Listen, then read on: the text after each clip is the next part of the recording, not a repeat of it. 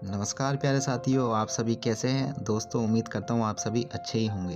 तो दोस्तों आज का जो हमारा टॉपिक रहने वाला है अपनी वीडियो में वो रहेगा दोस्तों आधुनिक भारतीय चित्रकला यानी मॉडर्न इंडियन पेंटिंग। दोस्तों मैं यह जो आपको क्वेश्चनों की जो सीरीज़ है वो अपने क्वेश्चन पेपर के अकॉर्डिंग बता रहा हूँ। जो हमारा क्वेश्चन पेपर कौन सा था, इंट्रोड्यूसिंग इंडियन आर्ट, वो क्वेश्चन नंबर 7 है क्वेश्चन पेपर का। जी इसमें लिखा था trace the development of modern India painting during colonial time, यानी जो औपनिवेशिक काल में जो आधुनिक भारतीय चित्रकला का विकास किस प्रकार हुआ। तो दोस्तों इस वीडियो में हम आपको वही बताएंगे, आधुनिक भारतीय चित्रकला। तो दोस्तों आइए अपनी हम वीडियो को स्टार्ट करते हैं। तो दोस्तों सबसे पहले हम छोटा सा एक ओवरव्यू लेंगे इसका, उसके बाद जो भी इस जो आधुनिक भारतीय यानी जो कॉलोनियल टाइम से, यानी जब हम ब्रिटेन के उपनिवेशक थे उससे समय जो वर्तमान में हमारी जो पेंटिंग का विकास हुआ, डेवलपमेंट हुआ है, उन सभी जो बातें हम इस वीडियो में आपको ज़रूर बताएंगे। तो दोस्तों आपको बताऊं कि जो आधुनिक भारतीय का जो जन्मदाता है वो दोस्तों श्रेय जो जाता है वो राजा रवि वर्मा को जाता है। यानी अगर बोला जाए कि who is the father of modern India painting, तो दोस्तों वो जो जाता है वो राजा रवि वर्मा को कहा जाता है। ठीक है, इतना ध्यान रखना। उनकी जो कलाएं, उनकी कलाओं में पश्चिमी रंगों का प्रभाव देखने को मिलता है। यानी जो उनके द्वारा जो चित्रकलाएं की जाती थी उनका जो प्रभाव है उसमें, यानी जो भी कला की जाती थी उसमें जो रूप होता है ना वो पश्चिम यानी जो पश्चिमी देशों में की जाती थी कला, उनका उनकी चित्रकला में वो रूप देखा जाता था। यानी उनकी जो कलाओं में पश्चिमी रंग का प्रभाव देखने को मिलता है। ठीक है, ये समझ गए होंगे आप। उन्होंने पारंपरिक यानी जो ट्रेडिशन चलता आ रहा है ना वो पीछे से अब तक, यानी कुछ जैसे अगर बोले जैसे करवा चौथ का व्रत होता है वो ट्रेडिशन है यानी पारंपरिक है। तो आज के समय में हम बोलते हैं उसे पारंपरिक, यानी व्रत रखना किसी भी चीज़ को। ठीक है, जैसे कुछ फेस्टिवल बनाते हैं तो वो पारंपरिक होता है। ठीक है, इसको आप ये वाला जो वर्ड है ट्रेडिशन का आप ऐसे याद रखना। ठीक है, उन्होंने पारंपरिक तंजावुर कला, यूरोप कला का संपूर्ण अध्ययन कर उसमें महारत हासिल कर ली थी। यानी जो राजा रवि वर्मा थे उन्होंने तंजावुर कला और यूरोप का संपूर्ण अध्ययन करके उन्होंने क्या महारत हासिल कर ली थी, यानी कह सकते हैं कि उसमें वो परफेक्ट हो गए थे। ठीक है, उन्होंने भारतीय परंपरा की सीमाओं से बाहर निकलते हुए चित्रकला को एक नया रूप दिया। वो ये नहीं कि वो खाली भारतीय का चित्रकला, यानी भारत में जो भी ट्रेडिशन था उस समय पेंटिंग करने का वो उसी के अंदर नहीं, वो बाहर देशों में कैसी कैसी चित्रकला की जाती थी वो उसके रूप में भी वो बाहर निकले थे। यानी उन चीज़ों को भी उन्होंने ध्यान दिया। यानी इसमें कहा गया कि वो भारतीय परंपरा की सीमाओं से बाहर निकलते हुए चित्रकला को एक नया रूप दिया। इनके चित्रकला यानी इनके चित्रों का जो आधार था वो भारतीय पौराणिक कथाएं थी। यानी जो भारत की पौराणिक कथाएं यानी जो माइथोलॉजी जो नैरेटिव होती है ना उन पर आधारित थे इनके चित्र। इनके चित्रों पर का जो आधार था बेसिक था वो भारतीय पौराणिक कथाओं से लिए गए पात्र थे, लेकिन उनके रंगों और आकारों के जरिए उनकी प्रासंगिकता आज भी है। तो ध्यान रखना दोस्तों, जो राजा रवि वर्मा है उन जो भी चित्र बनाते थे ना वो भारतीय जो पौराणिक कथाएं हैं, जो भी राम से लेके शकुंतला, पांडव से लेके जो वहाँ के जो प्रसिद्ध है वो ही बनाते थे उस समय। लेकिन जो इनके रंगों यानी इसमें जो चित्रकला करते थे उसमें जो रंगों का प्रयोग और जो आकार के जरिए उनकी काफ़ी आज के समय में उनकी जो कह सकते हैं प्रासंगिकता थी। ठीक है, यानी उसमें इनका बहुत ही प्रभावित है आज के समय में भी अगर देखा जाए तो। 19वीं शताब्दी के औपनिवेशिक राष्ट्रवादी ढांचे में राजा रवि वर्मा का काम यूरोपीय कला की तकनीक के साथ भारतीय परंपराओं के संलय के सर्वोच्च उदाहरण के रूप में माना जाता है। उन्होंने सुंदर साड़ी पहनी महिलाओं का अपनी पेंटिंग के लिए उन्हें याद किया जाता है।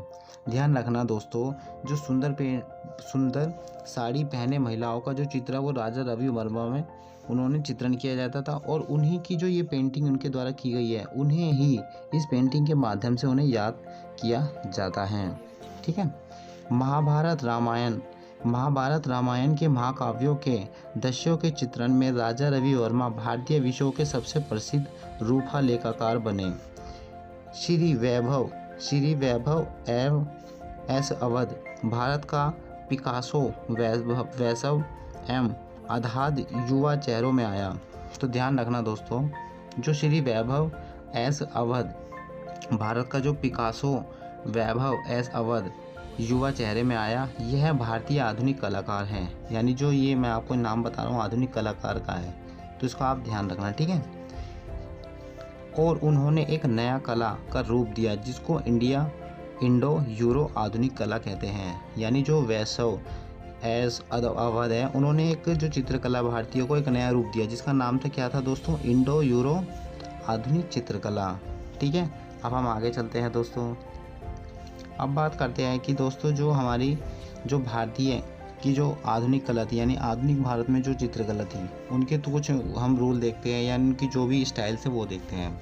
तो सबसे पहला एग्जांपल आता है the Bengal school of art, यानी बंगाल की जो कला शैली है वो, इसको हम देखते हैं, ठीक है। तो सबसे अगर बात करी जाए तो दोस्तों बंगाल स्कूल ऑफ आर्ट आमतौर पर बंगाल स्कूल के रूप में जानी जाती है। यह एक कला आंदोलन और भारतीय चित्रकला की शैली भी थी जिसका विकास बंगाल मुख्य रूप से कोलकाता और शांति निकेतन में हुआ। तो ध्यान रखना दोस्तों, जो बंगाल स्कूल ऑफ आर्ट है उसका जो निर्माण है वो दोस्तों कहाँ, बंगाल वाले रीजन यानी कोलकाता और शांति निकेतन में हुआ। माना जाता है कि बंगाल की शैली लगभग 1940 से 1960 के वर्तमान समय की है, काफ़ी लोकप्रिय भी रही थी उस समय। यह शैली अद्वितीय है, यानी एक अपना आप में एक रोचक तथ्य है, यानी एक डिफरेंशिएट करती है, अलग अलग देखने को तकनीकों। यह शैली अद्वितीय है क्योंकि इसमें साधारण रंगों का प्रयोग किया जाता है। इस शैली का विचार है दोस्तों वो रविंद्रनाथ टैगोर 20वीं शताब्दी से जो पूर्व की संरचनाओं में विकसित हुआ है। यानी जो बंगाल में जो आर्ट यानी में जो पेंटिंग की गई है, इनका जो इसमें साधारण रंगों का प्रयोग किया गया, साथ ही साथ जो रविंद्रनाथ टैगोर हैं यानी 20वीं शताब्दी से पूर्व की रचनाओं में उनका विकसित किया गया था। उनकी जो पेंटिंग है यानी उनको 20वीं शताब्दी से पूर्व उन्हें यहाँ पर विकसित किया गया था। बात करते हैं दोस्तों इनकी अरेबियन नाइट श्रृंखला ने विश्व स्तर पर पहचान बनाई। यानी इनकी जो अरेबियन नाइट श्रृंखला है ना, यानी एक कह सकते हैं कि यहाँ पर इनके द्वारा पेंटिंग की गई थी रविंद्रनाथ टैगोर के द्वारा। इनकी जो अरेबियन नाइट श्रृंखला ने विश्व स्तर पर पहचान बनाई। इन्होंने पश्चिमी शैली के प्रभाव को कम करने का कार्य किया। अभी हमने पीछे क्या बात करी थी, जो राजा रवि वर्मा है उन्होंने पश्चिमी का जो प्रभाव है अब उनकी जो चित्रकला में देखा गया था, लेकिन इन्होंने अपनी जो शैली है चित्रकला में पश्चिमी प्रभाव को कम यूज़ करा और जो भारतीय चित्रकला का उसको बढ़ावा दिया, ठीक है। तो प्रभाव को कम करने के लिए का कार्य किया और भारत माता चित्रकला के लिए ये जाने जाते हैं। ध्यान रखना, जो भारत माता हम कहते हैं ना दोस्तों, उन्हीं चित्रकला के लिए दोस्तों कौन, रविंद्रनाथ टैगोर जाने जाते हैं, ठीक।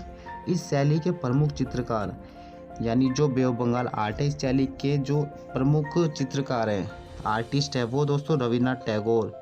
उनकी चित्रकारी अनोखी है क्योंकि वह काली रेखाओं को ज़्यादा प्रयोग करते थे। यानी बाउंड्री के तौर पे जो रविन्द्रनाथ टैगोर अपनी पेंटिंग में काली रेखाओं का ज़्यादा प्रयोग किया करते थे, ठीक है। उन्होंने लघु आकार की चित्रकला भी बनाई। इतिहासकारों का मानना है कि उनकी चित्रकारियों को उनके लेखन से संबंध किया गया है। यानी उनके जो चित्रकार थे वो बनाते थे, उनमें जो चित्रकार बनाते थे या जो रविन्द्रनाथ टैगोर चित्रकलाएँ बनाते थे, उनकी चित्रकारी में ही उनके जो लेखन से संबंध उनको किया जाता था। यानी उनके जो व्यक्तिगत है वो किस प्रकार वो सोचते थे, ठीक है। एक आइडियोलॉजी के युग में, यानी जो आइडियोलॉजी होते हैं ना उनके सम्मान में वो क्या सोचते हैं, ऐसे ही जो लेखाकार होते थे वो उनकी पेंटिंग के माध्यम से ये पता लगा लेते थे कि वो लेखन से संबंध किया जाता था, ठीक है। वो इसको आप ध्यान रखना यहाँ पर। तो आगे दोस्तों बात करते हैं, एक आती है चित्रकला की क्यूबिस्ट शैली। क्या दोस्तों, चित्रकला की क्यूबिस्ट शैली।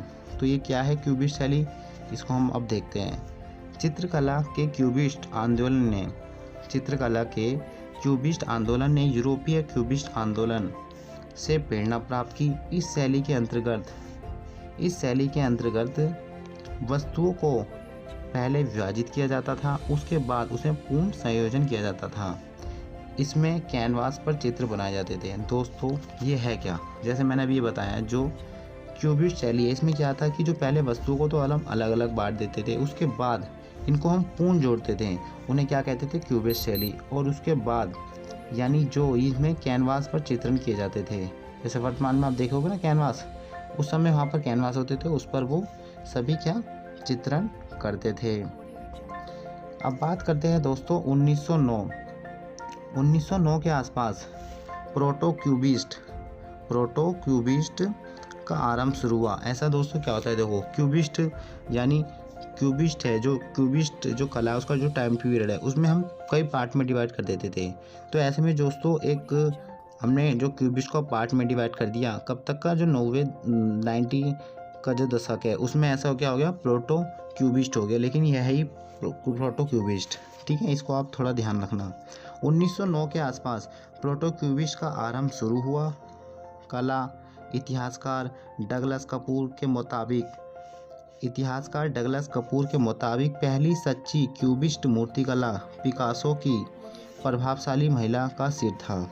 यानी हम कह सकते हैं कि जो प्रोटो क्यूबिस्ट की जो सबसे प्रभावशाली वो क्या था, वो दोस्तों पिकासो की जो प्रसिद्ध महिला का सिर था, जिसे 1909 से लेकर 1910 में बनाया गया था।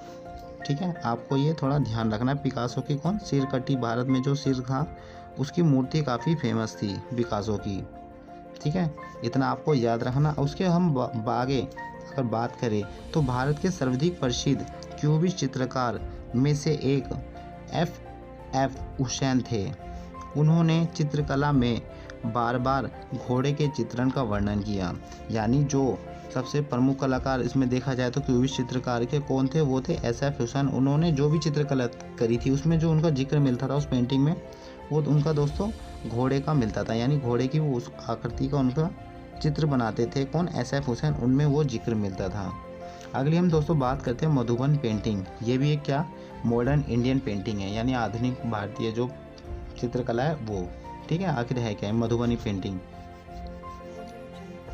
यह चित्रकला की एक शैली है, ध्यान रखना शैली है, जो बिहार राज्य के मिथिली क्षेत्र में प्रचलित है। ठीक है, मिथिली दोस्तों बात भी ध्यान रखना, यहाँ एक भाषा भी बोली जाती है मिथिली, जिसे मिथिली भी कहते हैं। ठीक है, तो ध्यान रखना दोस्तों, जो मधुबन पेंटिंग है वो बिहार के मिथिली क्षेत्र में प्रचलित है।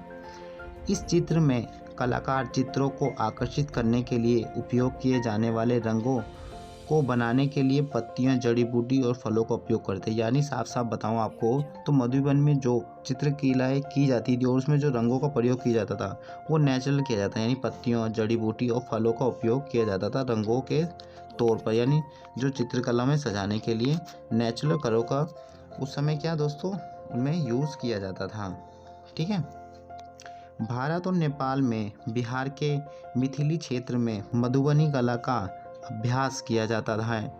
ध्यान रखना दोस्तों, अब भी भारत और नेपाल के बीच यानी जो एरिया है वहाँ का, उसमें जो मधुबनी कला का अभ्यास यानी जो ट्रेनिंग वहाँ पर दी जाती है। ठीक है, चित्रकारी प्राकृतिक यानी जो नेचुरल कलर और रंग द्रव्य का उपयोग करके उंगलियाँ, टहनियाँ, ब्रश, नीम, पेन के साथ की जाती है। उनमें जो दोस्तों एक नेचुरल, जैसे पहले हम हाथों का यूज़ करते थे ना पेंटिंग करने के लिए, तो अब भी वहाँ किया जाता है उंगलियों का, टहनियों का, ब्रश का, नीम, पेन के साथ की जाती है। मधुबनी पेंटिंग एक कॉम्पैक्ट भौगोलिक क्षेत्र तक ही सीमित है, यानी कह सकते हैं कि खाली वहीं प्रसिद्ध है। यानी जो बिहार के जो मिथिली वाले क्षेत्र है उसी क्षेत्र में कॉम्पैक्ट यानी कह सकते हैं वहीं के क्षेत्र में वो विकसित है, यानी पूरे भारत में नहीं है। ठीक है, आगे हम दोस्तों बात करते हैं अपने उसकी इस चित्रकला में। तो कौन सा दोस्तों, मधुबनी चित्रकला में। इस चित्रकला में हिंदुओं के धार्मिक रूपांकों यानी उनका जो धार्मिक चित्रण किया जाता था, जैसे कृष्ण, राम, दुर्गा, लक्ष्मी, शिव आदि का उनमें रूपांतरण किया जाता था और वो सभी उनसे प्रेरित थी। जो मुख्य अगर बात करें जो इनमें पेंटिंग थी, विवाह व त्यौहार के समय बनाए जाते थे। यानी जो भी धार्मिक रूपांतरों के जो चित्र बनाए जाते थे भगवान कृष्ण, दुर्गा, लक्ष्मी आदि का, वो सभी ओकेशन पे बनाए जाते थे उस समय। यानी कोई अगर विवाह हो रहा है या कोई त्यौहार बनाया जा रहा है तो उस समय उनका चित्रण किया जाता था। ठीक है, पारंपरिक रूप से यानी कहते हैं ट्रेडिशन फॉर्म में अगर देखें तो इन्हें गाय के गोबर और सोइल से लेप कर निर्मित आधार पर चावलों की लेप प्लस वनस्पति के रंगों से निर्मित किया जाता था। यानी जो मधुबनी पेंटिंग होती थी उसमें गोबर का लेप, सोइल मट्टी और चावल की लेप और वनस्पति के रंगों का इस्तेमाल किया जाता था। लेकिन बाद में यह चित्र हस्त निर्मित कागज, वस्त्र और कैनवास पर किया जाता है। तो यही दोस्तों यही है ट्रेडिशन। यानी पहले तो इसमें गोबर का लेप वेप सब किया जाता था, लेकिन अगर वर्तमान में बात करें तो यहाँ पर जो पहले जो क्या बोलते हैं गोबर का लेप किया जाता था, नेचुरल कलर का यूज़ किया जाता था। लेकिन अब क्या है दोस्तों थोड़ी एडवांस हो गए, तो अब थोड़ा जो ब्रांडेड कलर है उनका यूज़ किया जाता था। अब दोस्तों क्या करते हैं कि जो मधुबनी चित्र है इसमें दोस्तों हस्त निर्मित कागज उन पर चित्रण किया जाता है, वस्त्रों पर चित्रण किया जाता है मधुबनी पेंटिंग का, और कैनवास पर भी वर्तमान में दोस्तों क्या इनका चित्रण किया जाता है मधुबन पेंटिंग का। किंतु अब भी प्राकृतिक रंगों का प्रयोग किया जाता है मधुबन पेंटिंग में। इनसे संबंधित चित्रकार बुआ देवी, भाती दयाल, गंगा देवी आदि का है। यानी जो मधुबनी पेंटिंग से संबंधित जो दोस्तों चित्रकार है यानी जो आर्टिस्ट है वो कौन है? बुआ देवी, भाती दयाल, गंगा देवी आदि। इस चित्रकला की जो पहचान है दोस्तों यानी जो मधुबनी चित्रकला इसकी जो पहचान है दोस्तों कब की गई थी? 1970 में की गई थी। ठीक है। अगली जो दोस्तों है वो अगर बात करें कि जो इंडियन यानी मॉडर्न इंडियन जो पेंटिंग है वो कौन सी है? वो है फट चित्रण। क्या दोस्तों? फट चित्रण। तो हम आपको बताएंगे कि ये है क्या फट चित्रण। ठीक है दोस्तों, यह चित्रकला राजस्थान की प्रारंभिक चित्रकला है। ध्यान रखना इंडिया यानी जो फट चित्रण है ये भी मॉडर्न पेंटिंग है जो कहाँ की? राजस्थान की प्रसिद्ध चित्रकला है जो राजस्थान के शाहपुर भीलवाड़ा में की जाती है। इसमें कपड़ों पर देवताओं के जीवन का चित्रण किया जाता है। जैसे ही फट चित्रण चित्रकला कहते हैं। तो आपको समझ में आ गया होगा कि जो ये राजस्थान के कहाँ शाहपुरा भीलवाड़ा जिले में की जाती है और इसमें देवी देवताओं के जो जीवन से संबंधित उनके जीवन से जो भी संबंधित घटना है उनका क्या कपड़ों पर चित्रण किया जाता है। इसे ही दोस्तों फट चित्रण चित्रकला कहते हैं। यह चित्र दोस्तों कब 15 से जो यह चित्र है दोस्तों 15 से 20 फीट लंबे होते हैं। इस कला में शाहपुर का जोशी परिवार है यानी जोशी जो फैमिली है इस कला में विख्यात है, जिसके प्रसिद्ध कलाकार श्री लाल जोशी थे। और भारत की जो प्रथम महिला फट चित्रकारी है वो दोस्तों पार्वती जोशी है। वो किसकी पत्नी है दोस्तों? पार्वती जोशी श्री लाल जोशी की। किसकी? श्री लाल जोशी की। तो ये सभी दोस्तों चित्रकला क्या है? भारत की आधुनिक चित्रकला है। तो दोस्तों इस वीडियो में इतना ही। आई होप आपको जो मॉडर्न इंडियन पेंटिंग है इजीली आपको समझ में आ गया होगा। तो दोस्तों ये था हमारे आज के वीडियो में जितना ही मैंने आपको बताया क्या इंडियन जो आधुनिक भारतीय चित्रकला उनसे संबंधित जो भी चित्रकला भारत में विधि अपनाई जाती थी वो सभी।